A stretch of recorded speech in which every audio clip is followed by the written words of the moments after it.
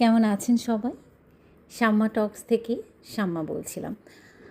আমি একটা জিনিস খেয়াল করে দেখলাম যে আমাদের সকলের যে সোশ্যাল মিডিয়া প্ল্যাটফর্মগুলো আমরা ব্যবহার করছি, বিশেষ করে ফেসবুক প্ল্যাটফর্মটি বেশ অনেক বছর হয়ে গেল আমাদের প্রোফাইলগুলো অ্যাক্টিভ আছে, তাই না? তার ফলে কি হয়েছে, অসংখ্য অসংখ্য পেজ, সেলিব্রিটিস, নামি বেনামি বিভিন্ন প্রোফাইল যাই বলি না কেন, তাদেরকে আমরা ফলো দিয়েছি, অ্যাক্টিভ দিয়েছি, কখনো নিজে জেনে শুনে দিয়েছি, কখনো কারো ইনভাইটেশনের অ্যাকসেপ্ট করে। তারপরে এর ফলে কি হয়েছে, অজস্র ইনফরমেশন, তথ্য প্রতিদিন আমাদের নিউজ ফিডে চলে আসছে।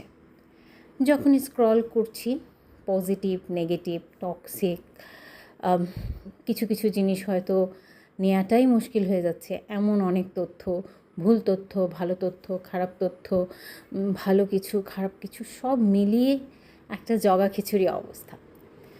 তো এই বিষয়টা নিয়ে আমি ভাবছিলাম, আমার এই পেজটা যেহেতু একদম নতুন খুলেছি, এই পেজটা দিয়ে আমি খুব বেশি কোনো পেজ বা প্রোফাইলে ফলো দিইনি। তো শাম্মা টক্সে মোটামুটি দিনে আধা ঘন্টা থেকে 1 ঘন্টা সময় দিলাম প্রতিদিন। জাস্ট স্ক্রল বলি না কেন, আর কোনো কিছু সার্চ করা বা প্রয়োজন, এই এতটুকুই, বা নিজের 2-1টা পোস্ট।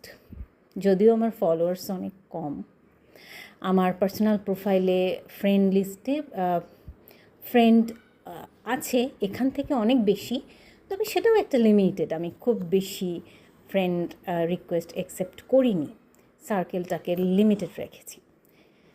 তো এই কাজটা থেকে আমি বুঝতে পারলাম যে আমি যখন আমার প্রোফাইল থেকে দূরে আছি বা দূরে থাকার চেষ্টা করছি, সেটা আমাকে একটা দারুণ মানসিক শান্তি দিচ্ছে। এই মানসিক শান্তির পেছনের কারণটা হচ্ছে, আমার মাথায় এই সব তথ্য যেগুলো প্রতিদিন প্রতি সেকেন্ডে আসছিল, এই যে সব তথ্যের মানে জানাটা আমার দরকার নেই, সব তথ্যই যে আমাকে জানতে হবে এমন কোনো কথা নেই। কিন্তু আমি চাই বা না চাই সেই তথ্যগুলো আমার সামনে চলেই আসতো। এখন কি হলো, খুব সহজভাবে আমি মাথাটাকে ক্লিন করে ফেললাম। ফেসবুক প্রোফাইল থেকে একটু দূরে থাকলে এতটা ভালো ফলাফল পাবো তা কিন্তু কখনো বুঝতে পারিনি। অনেক সময় অনেক মোটিভেশনাল পেজে দেখি, তবে বুঝতে পেরেছিলাম যে ভালো কিছু একটা হবে।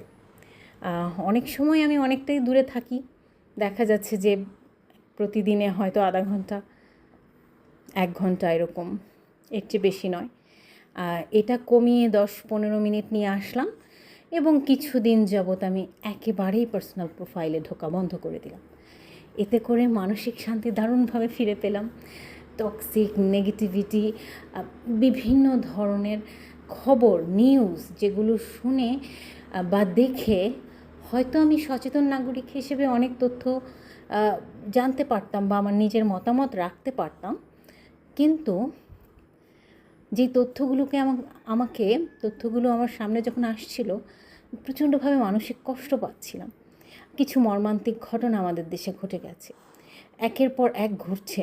আমি সেটাই বলবো, কিছু মানবসৃষ্ট, কিছু যান্ত্রিক ত্রুটির কারণে, যাই বলি না কেন, এই তথ্যগুলো মানুষের কষ্ট, এগুলো আসলে নেয়ার মতো না।